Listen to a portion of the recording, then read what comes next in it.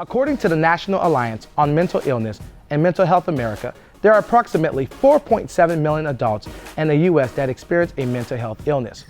Mental illness does not just affect adults here in the U.S., but also is affecting the youth between the ages 6 to 17.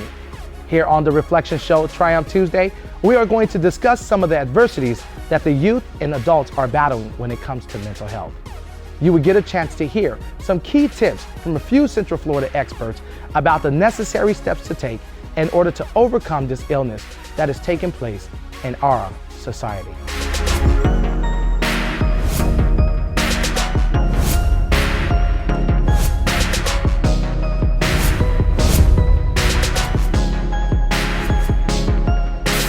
Welcome to the Reflection Show. My name is Ramsey Razard. It is Triumph Tuesday, and I'm excited to bring to you just a special edition talking about mental health. And I have some great Central Florida experts that are sitting here today that is getting ready to share some amazing tips about mental health. So help me welcome Gena, Josh, and Robyn! How you guys doing? Doing great.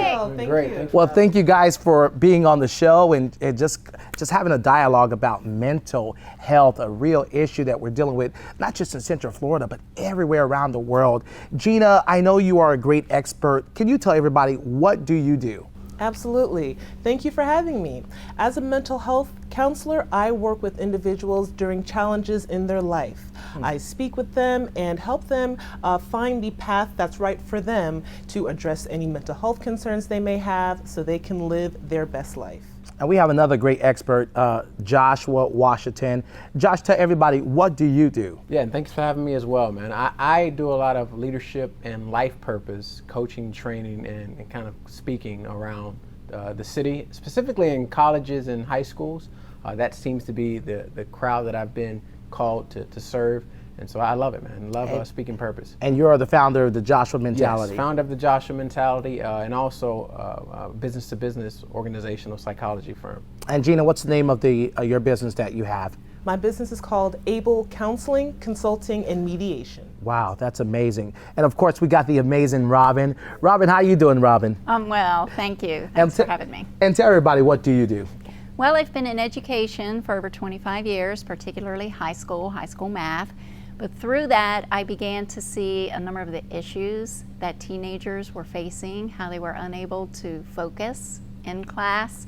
And through that began to pull me out of the classroom a little more, to work with them more in the area of counsel, meeting them where they are, and now even into more inner city missions and working with youth there. Down by Paramore area? Yes, sir.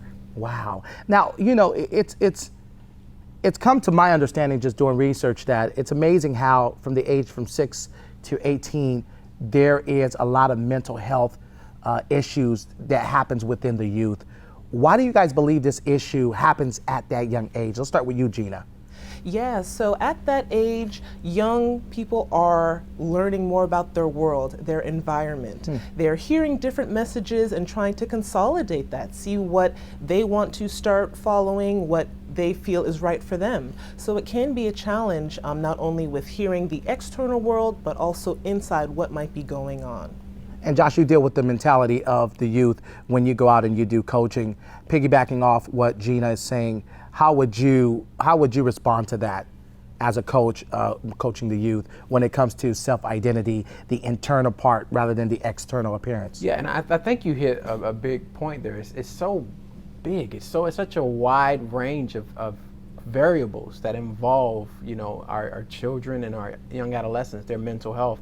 And self-identity is just one of those things. I mean, Gena mentioned, you know, some other ones about the search and trying to fill things out. But for me, it's really, it starts at that life purpose element.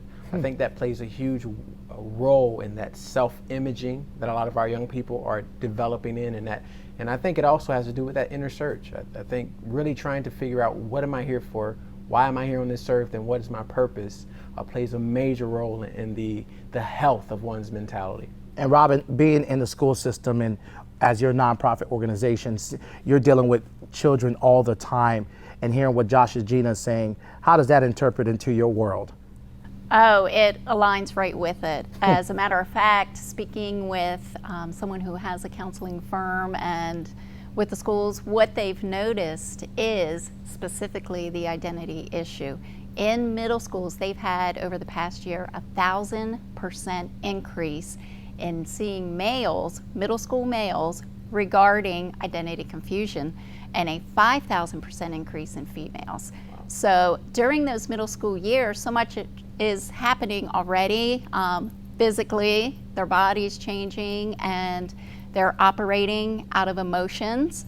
And like Josh said, just trying to find their purpose and who they are, and so that's one main area that we've heard from counselors. And that's here in Central Florida, that 1,000. Yes. Right here in Central Florida. Right here. And I think Gena probably can speak to this more, but I would imagine a lot of that has to do with that fear element too. It can be scary. If we all think back to those tweener years, right? It can be really scary trying to figure out your identity, your image, and we're in this land of social media where there's pressure. Yes. There's pressure, and if you're not really meeting the standard, that can be a scary world. So I'm not surprised to hear that numbers have kind of shot up that far. And I'd be interested, Gena, if you've seen a lot of that, fear-based, pressurized elements with a lot of the youth. Absolutely, yes. So I receive calls and emails from parents saying, how can I help my child? They are on Facebook, they see this, they see that online, other social media outlets, and they see how the negative aspect of that is surfacing in their kids. Yeah. So absolutely. Do you guys think that, as far as school system, that the pressure of responsibility that the school has on children, do you guys think that has caused an increase of mental health as well? We were just talking about And how so? And how so? Okay, so one thing I've really noticed in the school systems, and as a teacher, is I used to have a lot of flexibility and creativity and helping the students explore their gifts while learning and meeting the objectives.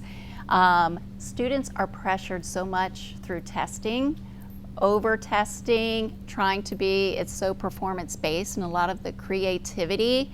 Personally, I feel many teachers' hands are tied in that area, that they can't be as creative. They're trying, they're implementing new things. Yeah.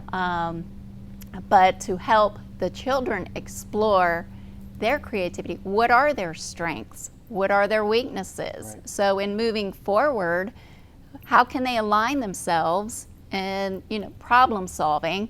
Hey, this is my strength. Right. That's your strength. That's my weakness.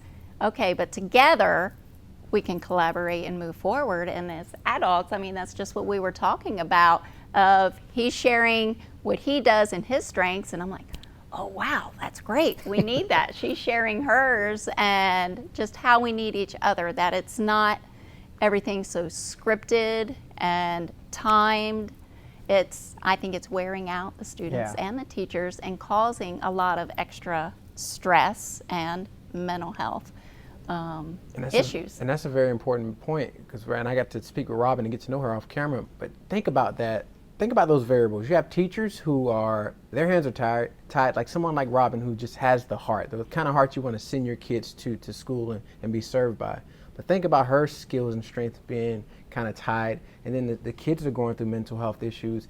That just creates a bad synergy within our school systems, where you have teachers struggling with their mental health because they want to help the students, but they know there's only a certain amount of things they are allowed to do, and then students are being underserved. So I think that's a really interesting point that Robyn made there. And I think it's a big key too, because you got parents who are not as involved into that child's life because their mental health is not at the level that it should be. Gena, I remember you and I talked last time about parents, like, how can you expose your kids to living a good, healthy, whether it's mental health or behavior health? How can those two come together and be at a healthy place if the parent themselves are not healthy? Now, I was reading before that it talked about that women are a higher percentage in mental health illness than male. Why do you think that is, especially coming from a parent point of view?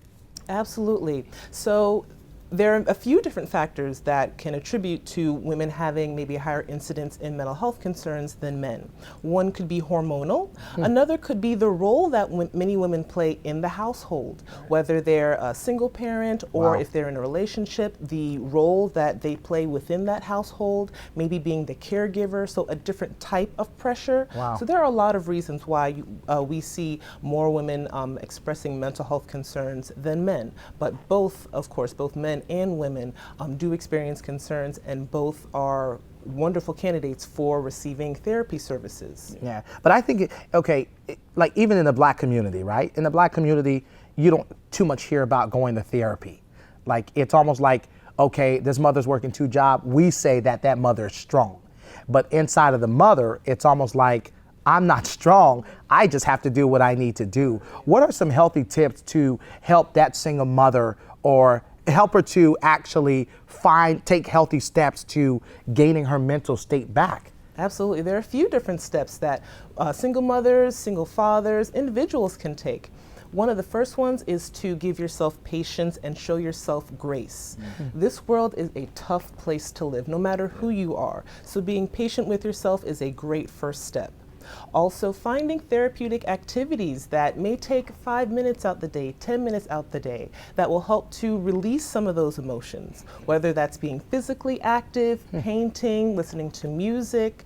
Another option would be using a mental health app. There are so many apps out there that you can have on your phone, on your tablet, to take a few minutes and do an exercise that will help to boost your mental health. And Josh, coming from mental health deals with the state of being mentally, and you attack a lot on the mental part of the individual internally. And I remember you said something key on your podcast, and you talked about auditing your mental state. Like, I felt like I was like, yo, like that right there, where did you get that from? What did you mean by auditing your mental state? And how does someone audit their mental state to become healthy? First off, thanks for the podcast plug. I appreciate that. But no, in all seriousness, it's just, when you think about mental health, a lot of us, I believe, it's my belief, I think we think of mental health apart from like our physical health. And so we don't realize that they both kind of have a lot of the same principles. I was joking a lot lately about dad bod, for instance, and being a dad of a 1-year-old, I feel like I've kind of graciously stepped into that transition, but it's because I've been making some poor choices in my eating habits, right? And if you continue to do that, then you know your physical health will decline over time. And it's the same thing with our mental health. If we're continuing to listen to things that only bog us down and become heavy and weighty, if we continue to set our eyes on things that tell us our image is not right, or it's not something that we were created to be, all those things over time begin to become damaging. And if not dealt with, if you don't audit your environment, audit the portals to your mind, your eyes, your ears, and after a while, internally you start to decline. And it's natural. I want people to know that it's not something that makes you weak or makes you abnormal. That is a natural cause and effect, input equals outcome type of scenario. And that's pretty dope, because Robyn, I know in the school system, a lot of youth or even parents deals with circle of influences. And that damages the mental state of the youth or adults.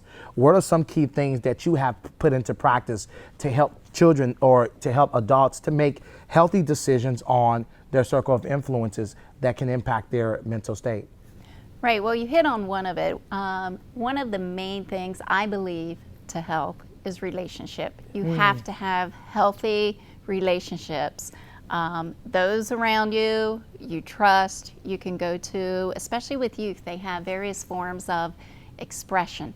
And so one thing, even in meeting with teachers and doing some professional development, is helping them recognize some what we call maladaptive behaviors. And so break that down. Okay. I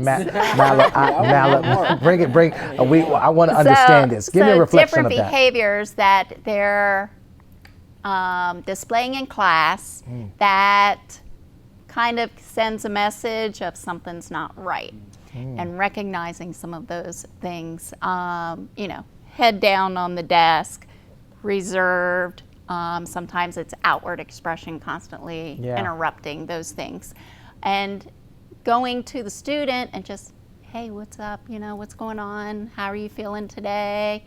Getting to know them, learning how to kind of gear things back, and then also recognizing if you need more intervention. And I'm sure, you know, with Gena, there are various ways in doing some of the intervention, like some of the youth that we work with and mentor in inner city Orlando, some of the trauma that they've experienced. So for example, a 9-year-old, his father shot, but he's kind of expected to go to school again. You know, doesn't have time to grieve and process, but is hurting deeply inside and wants to go through the grieving process with that.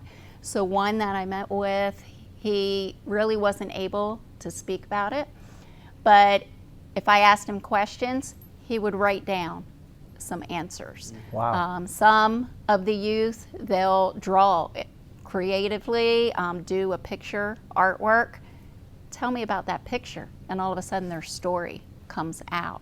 And so just learning about them, getting to know them, letting them express anger sometimes when needed, and just listening. But I think, you know, just building that relationship and trust is part of the mental health to where they feel safe and they can express those things. And I think growing up, just where I'm from, Immokalee, Florida, our neighbors were kind of like our therapists.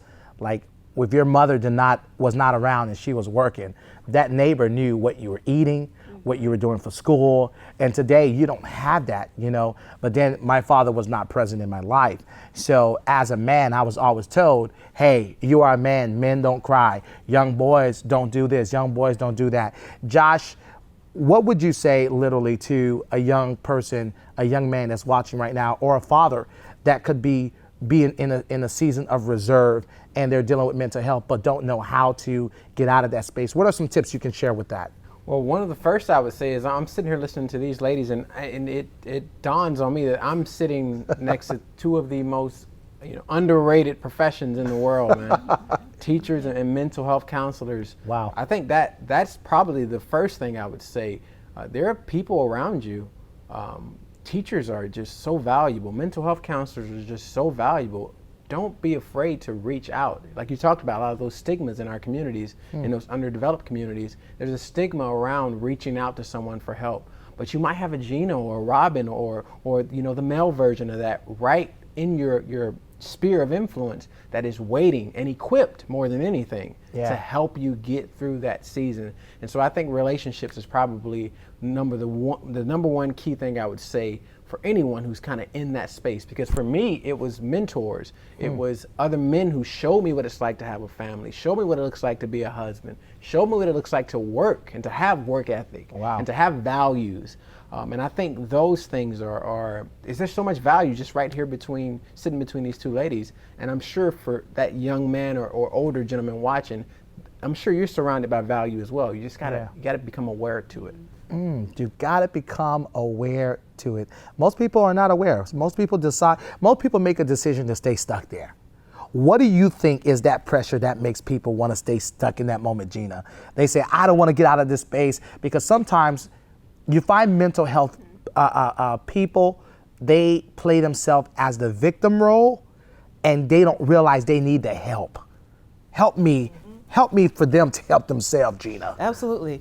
One of the reasons why people stay stuck, it's comfortable. They're used to it. Wow. So changing that narrative, changing that behavior, it's new, it's scary. We don't want to do scary things. We want to do what's comfortable for us. Right. So that's why it's easy to stay in that rut and do it year after year. And then you look back, you say, what happened over the past few years? Wow. So be okay and have the strength to go a different direction, to change the narrative, to change how you're thinking, to do something different that your future self will thank you for. Wow.